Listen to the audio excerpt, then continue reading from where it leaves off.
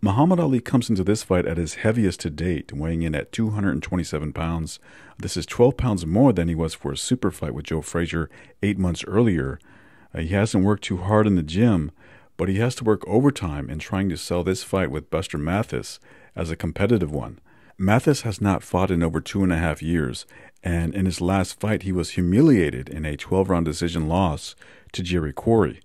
6 months later, he was suspended by the New York State Athletic Commission for failing to honor a contract to fight Al Blue Lewis. Mathis started his career weighing in at 300 pounds and once weighed as high as 370. But his career did have some promise as he defeated Joe Frazier twice in the Olympic trials, but he broke his thumb and Frazier took his place at the games. Mathis was later managed by a syndicate which included Jimmy Iselin, a group that eventually hired Cus D'Amato to train him. D'Amato worked Mathis down to 235 pounds, improving his technique and confidence. Mathis's manager finagled a fight with Joe Frazier for the heavyweight title, but D'Amato felt that the compulsive eating Mathis wasn't ready just yet.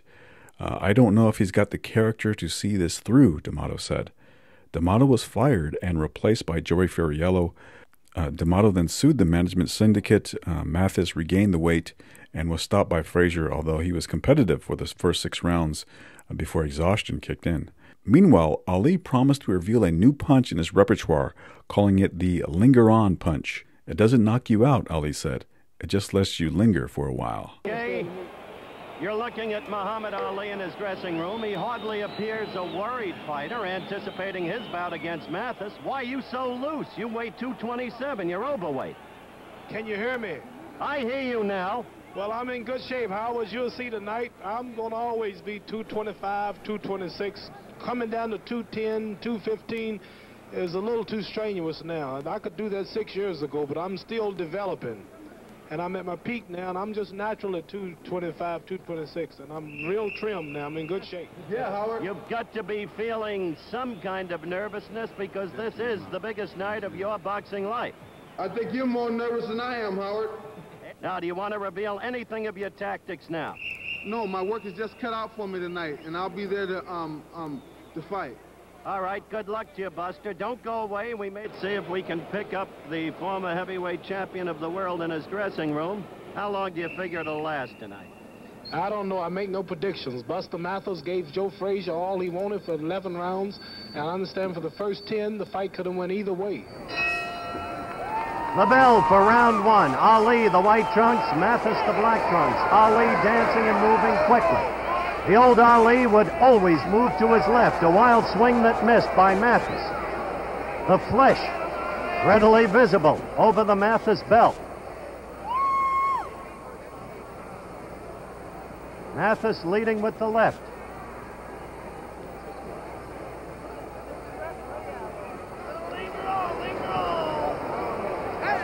Ali dancing and moving, incautious, the first flick of the left. Ali's favorite weapon, that left jab.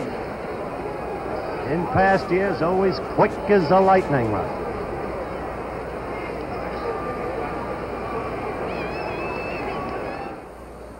Buster lying all over Muhammad in the clinches, and why not? Trying to tire Muhammad with his weight. A left by Mathis landed on the right shoulder of Ali. 40 seconds left in the third round. A right to Ali's ear.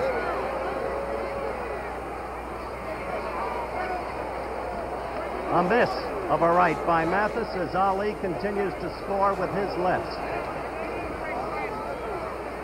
But a round in which Ali has not shown the movement, as I said, of the first 2 rounds. 10 seconds left in round 3.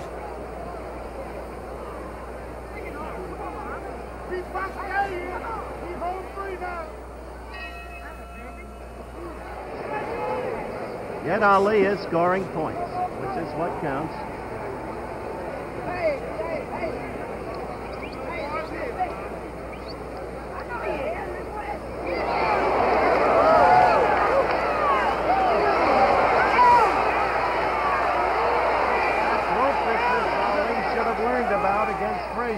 Mathis did get in a left to the midsection.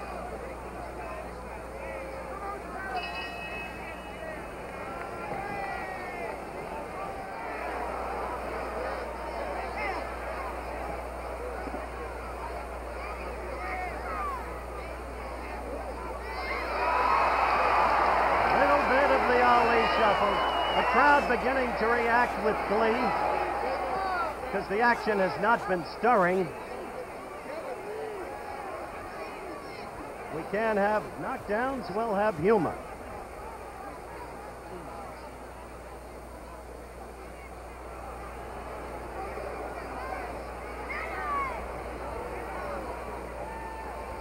"15 seconds to go in the round. Ali, white trunks, Mathis, black trunks. A round of new dancing by Buster Mathis, but left jabs repeatedly by Muhammad Ali. End of the round. What a dream it would be come true for Buster Mathis if somehow he could connect, somehow win this fight, and be the one to get a crack at Joe Frazier. Buster Mathis, who twice beat Joe Frazier when they were amateurs, who was supposed to be the one to represent this country in the Olympic Games, the heavyweight division, who got injured, and Frazier went over as a substitute to win the Olympic championship.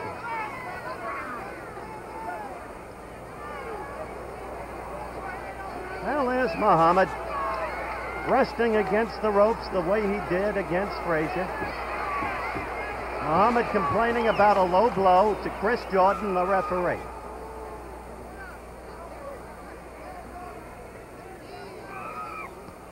And sometimes it looks like Ali laughs, but with the mouthpiece, sometimes it's deceptive.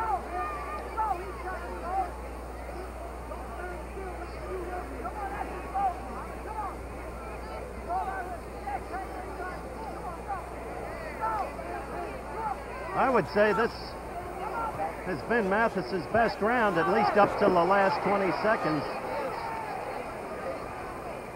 We have 45 seconds left in the round. Round 8, remember. Mathis, black trunks, Ali, white trunks. Ali standing flat-footed much of the time this round. Appearing rather tired, in fact. Didn't whirl around there and take advantage of the fact that Mathis was off balance against the ropes.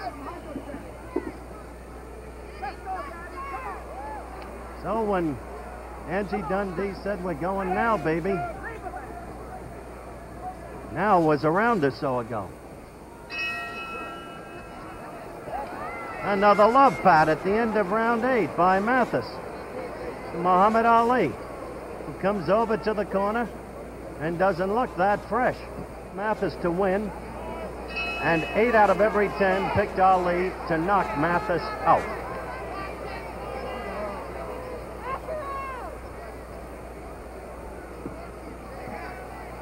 Still could happen. He got Bonavena in the last round.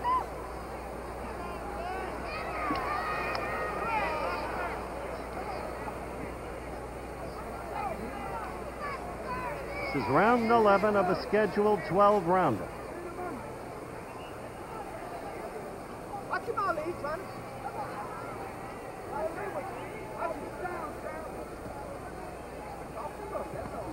Watch him.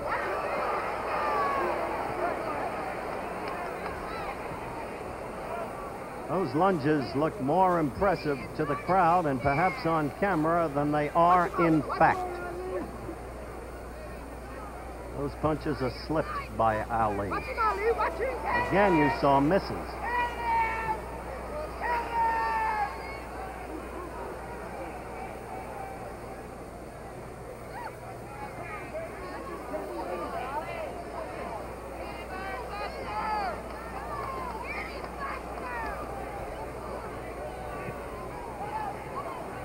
We're about a minute and a half into the 11th round.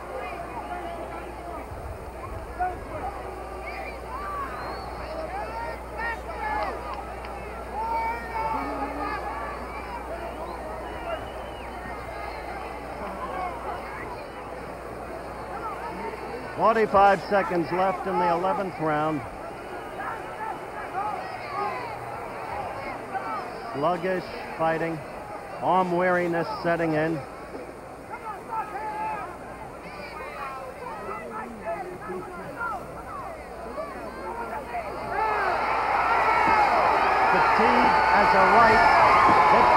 the same kind of fatigue that struck him down. He's up in time in the Frazier fight. Strange to see. Now he's in desperate trouble. That's it. Coming up, but he can be saved by the bell and will be. Saved by the bell. Saved by the bell. Remember we told you about that at the start of the fight. In the state of Texas, saved by the bell. Question now. Let's get back to the live ring. The bell. There was a question as to whether or not Buster would come out. His eyes are glazed. One must question the wisdom. He's ready to go right now. The eyes are glazed. I wonder if Ali really wants to hit him at this point. Buster lunging out, but believe me, they're right above me.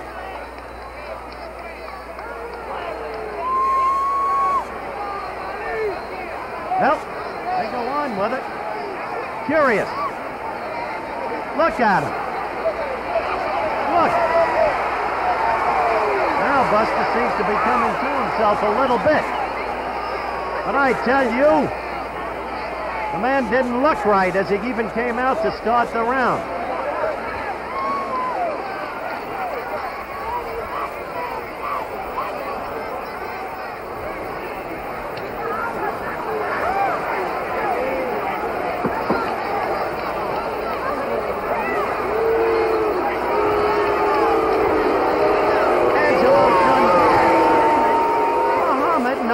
What's the matter with you? Yeah, look at that. That was just a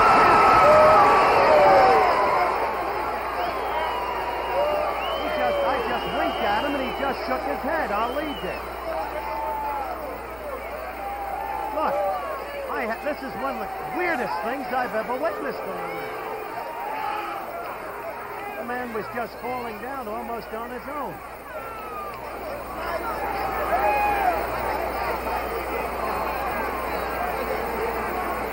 Dundee is screaming, Muhammad, knock him out. Stop it. Hit him, Muhammad, he's screaming. Maybe you can hear him right behind me. 45 seconds left in the fight. Let me turn this mic toward Dundee.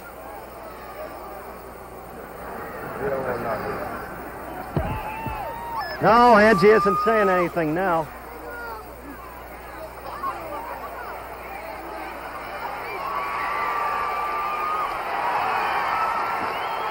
Thing, I tell you.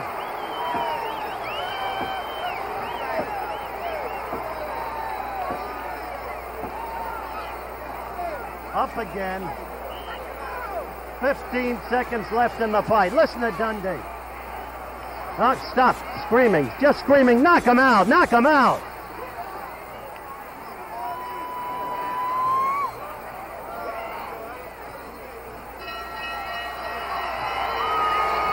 That's the end of the fight. We'll be in Mexico soon to see all my friends. Muhammad, that was a curious scene. I was right next to your trainer, Angie Dundee. It seemed that the man was utterly out on his feet. Why couldn't you put him away? Did you hold back? Every time there's been a brain concussion or killer in boxing, it was because one fighter was in a helpless condition and the referee wouldn't stop it. If the referee had any sense, anybody in the world could have seen that man was finished and just letting him stay there was public crucifixion. There wasn't no way for that man to win. He lost every round, and he hadn't won that round, and he was completely unconscious on his feet, and it should have been stopped. And I hope the fool boxing judgment systems that we have around here will stop fighting to see people hurt, because as soon as one killed, they want to say you wouldn't go to the army to fight for your country, and you like to kill, then why did you kill that man? All right. So leave me alone and shut up and be glad you saw a good fight. Listen, Muhammad. My next fight's in Zurich, Switzerland with Jürgen Blin. I want everybody to know we just signed for another fight next month. We're after Joe Frazier, and he's running, he's ducking, and he's talking about he won't fight for a few years, and I hope the public bring him on out with that title and defend it like I did. I'm still resurrecting the game, although they say I'm not the champion. All right, Muhammad, did you feel that when he went down for the first time, it was from the strength of your blow or from fatigue? It's just what I've told you. It was the linger-on punch. Naturally, it was linger-on and he was fatigued too. We both were tired. And I'm not going to deliberately kill or hurt nobody in no ring just to please these bloodthirsty fight crowds who just want to thrill for a few seconds. Final question, were you satisfied with your performance overall tonight? Well, not really, because for some reason I was a little slow getting started. Should have threw more combinations. But Buster Mathis is a good boxer, and you just can't punch him around at will until you get him unconscious like I did. Go on in and get cooled off. And that's the story. Mathis only fights twice more after this defeat, returning to the ring 10 months later and stopping Humphrey McBride for something called the World Super Heavyweight Championship. 3 weeks after that, he makes his final ring appearance, getting stopped in 2 rounds by Ron Lyle, a loss where Mathis once again hits the deck by a punch that didn't look like it had too much on it. Unfortunately, his health deteriorates in his post-boxing life. 2 strokes left him with limited motor control. He suffered kidney failure before dying of a heart attack in September of 1995. He was 52 years old.